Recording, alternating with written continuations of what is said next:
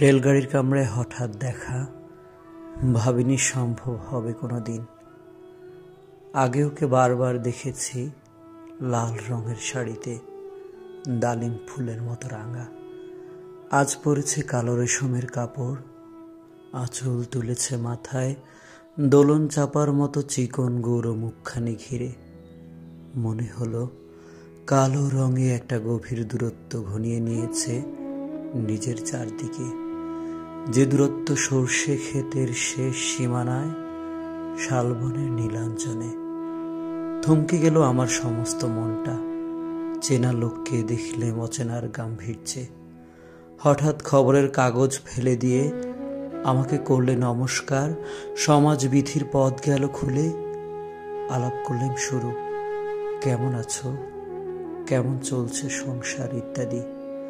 সে রইল জানালার বাইরের দিকে চেয়ে, যেন কাছের দিনের ছোঁয়াচ পার হওয়া চাহনিতে। দিলে অত্যন্ত ছোট দুটো একটা জবাব, কোনটা বা দিলেই না, বুঝিয়ে দিলে হাতের অস্থিরতায়। কেন এসব কথা?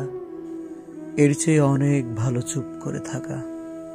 আমি ছিলাম অন্য বেঞ্চিতে ওর সাথীদের সঙ্গে। একসময় আঙুল নেড়ে জানালে কাছে আসতে। মনে হলো কম সাহস নয়।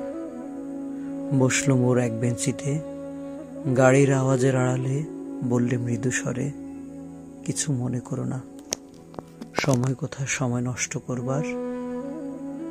আমাকে নামতে হবে পরের স্টেশনেই, দূরে যাবে তুমি, দেখা হবে না আর কোনো দিনই।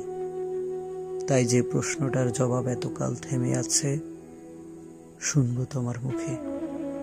সত্য করে বলবে তো? আমি বললাম বলবো। বাইরের আকাশের দিকে তাকিয়ে শুধলো, আমাদের গেছে যেদিন, একেবারে কি গেছে, কিছুই কি নেই বাকি। একটুকু রইলেম চুপ করে, তারপর বললেন, রাতের সব তারাই আছে দিনের আলোর গভীরে। খটকা লাগলো, কি যেন বানিয়ে বললাম নাকি। ও বলল, থাক, এখন যাও ওদিকে। সবাই নেমে গেল পরের স্টেশনে, আমি চললাম একা।